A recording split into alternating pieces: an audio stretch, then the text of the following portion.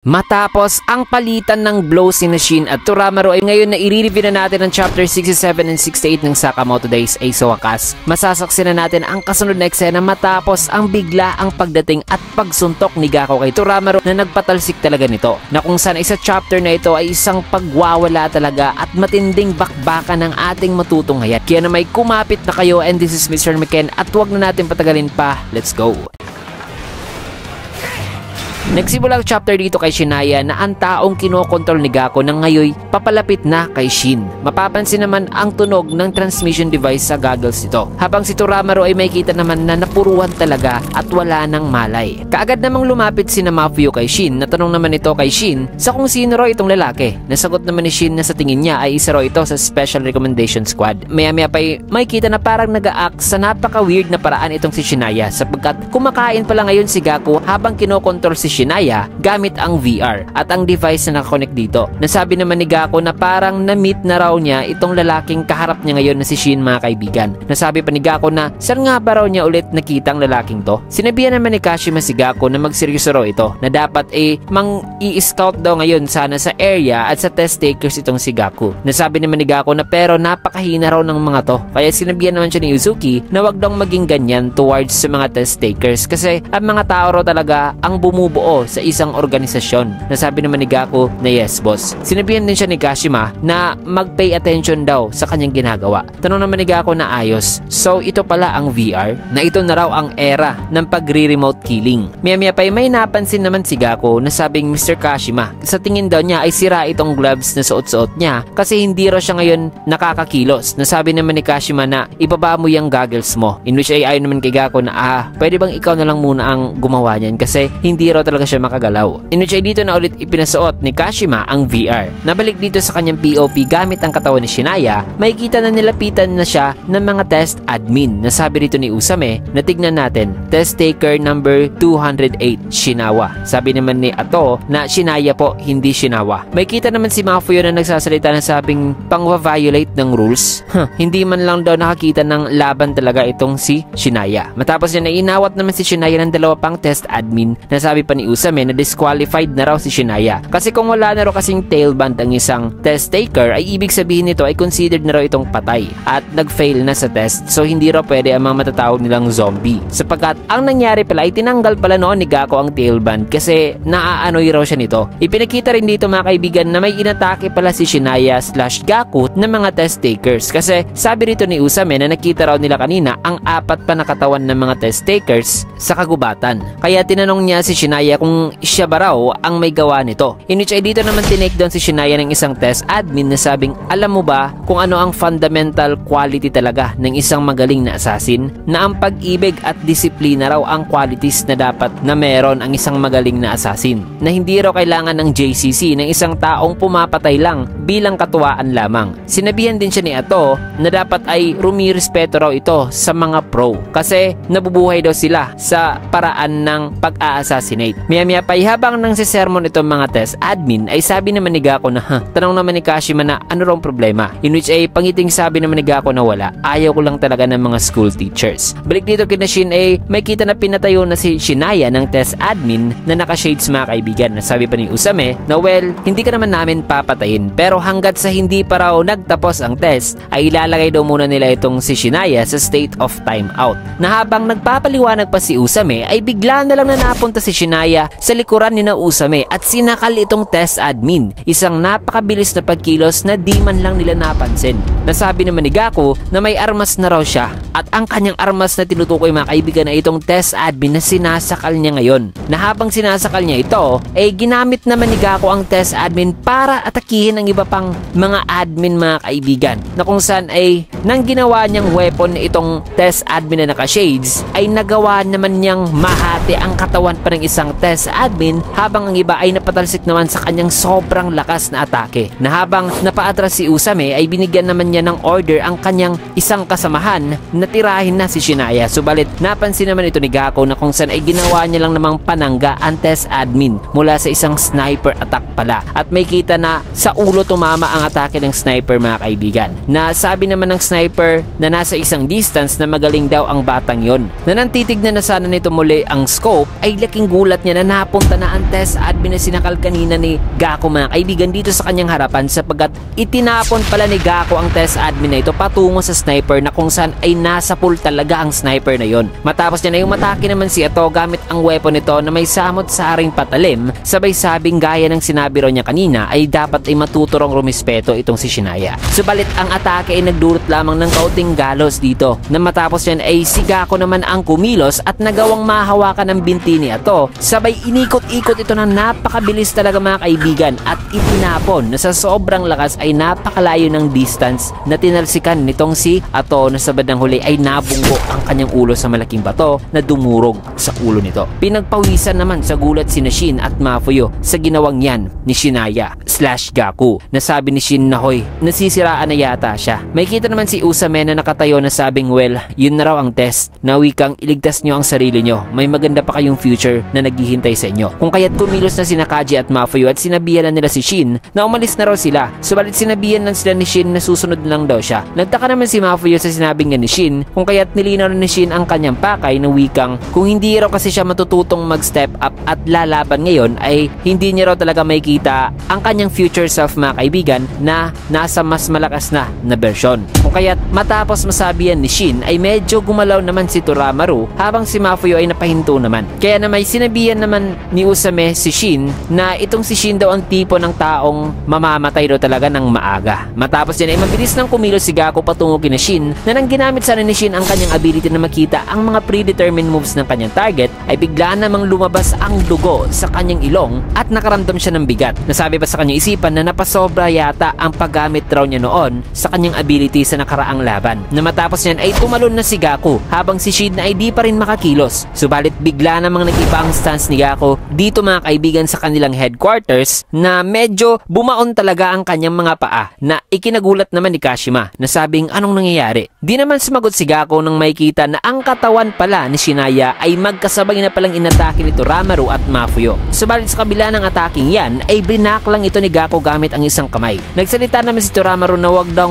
angkinin o akuin lahat ni Shin ang glory, in which ay nag-agree naman si Mafuyo. Nagulat naman si Shin sa ginawa ng dalawa habang si Gako ay napangiti naman na sabing gusto ko to. Pero bago muna ang lahat, kung gusto nyo manood ng mga palabas gaya na lang ng anime, movies at iba pa, ay sagot yan ng Loklok app mga kaibigan. Ang Loklok app ay isang napaka-solid na app pagdating sa pagbibigay sa inyo ng napakalawak na genre ng palabas na pwede nyong pagpilian. Pwede kayong manood dito ng mga movies, TV series, K-drama, animated films, horror at syempre anime. At marami pang iba talaga mga kaibigan. Ang kinagandahan pa rito ay ang lahat ay mapapanood nyo lang ng libre. Hindi mo na kailangan pang magbayad. All-in-one na sa iisang app lang. At syempre mapapanood nyo rin dito ang Sakamoto Days anime up to the latest episode. Kasi updated din sila sa latest episodes pagdating sa mga series na nilalagay nila dito. Pero nyo ring bisitahin ang popular anime section kung gusto nyong malaman kung ano talaga ang madalas na inaabangan ng mga viewers dito. So napaka-solid diba? Kaya para magamit nyo ang app ay iiwan ko na lang dyan ang download link dito sa description ng video ito mga kaibigan.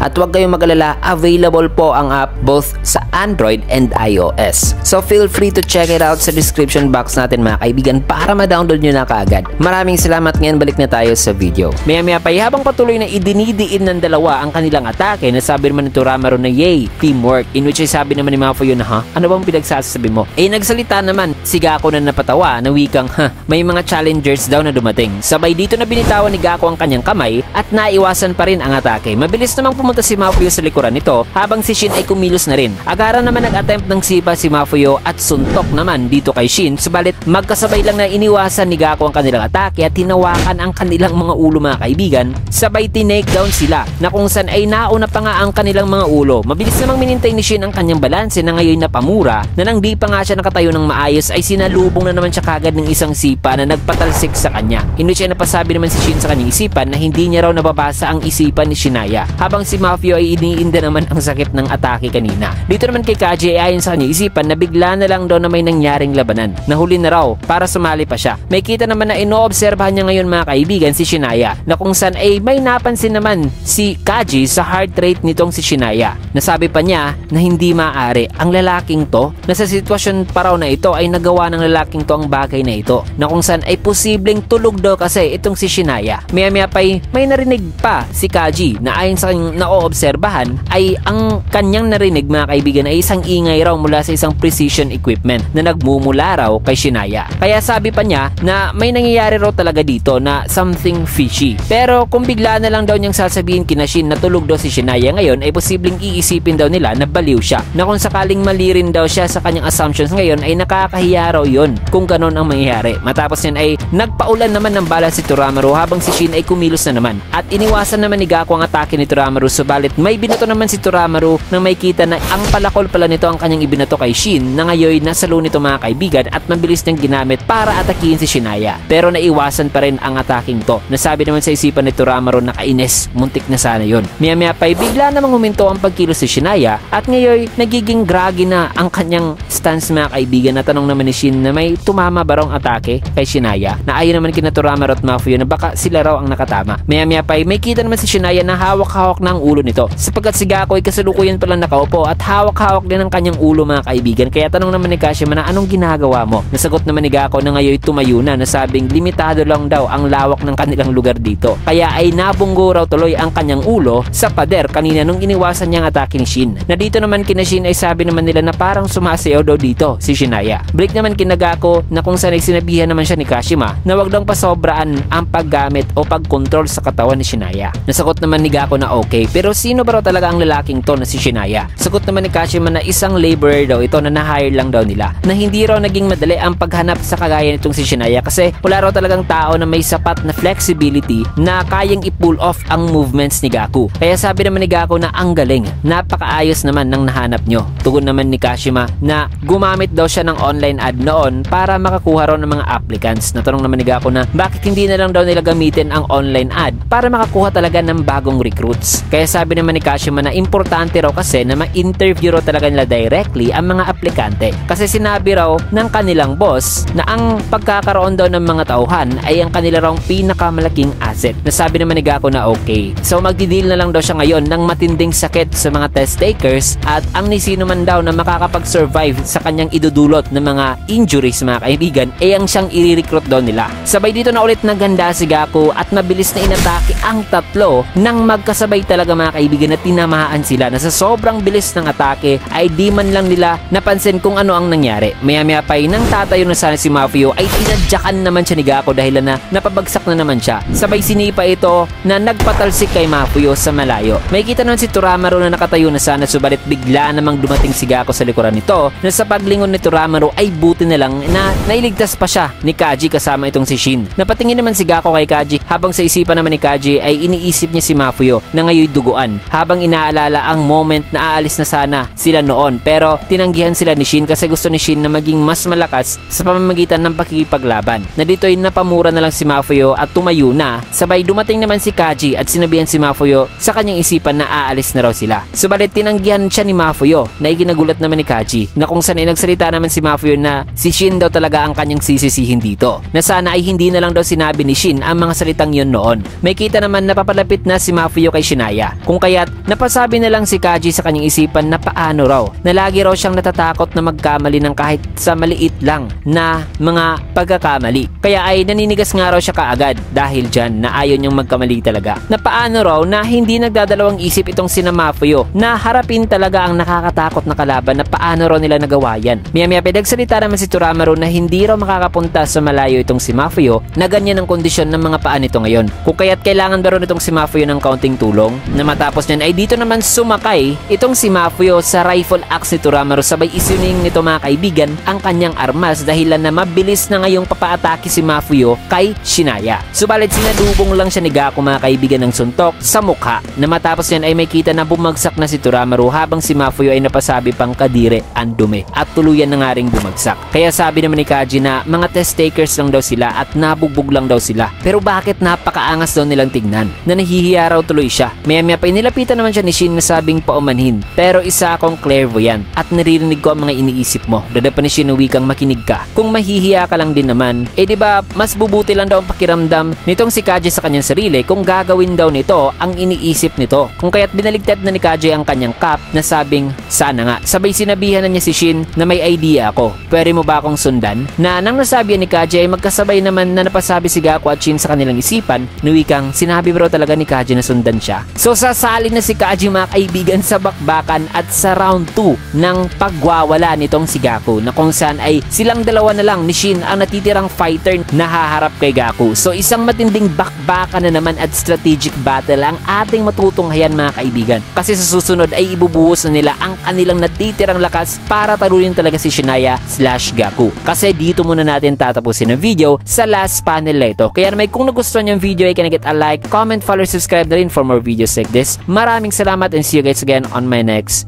video.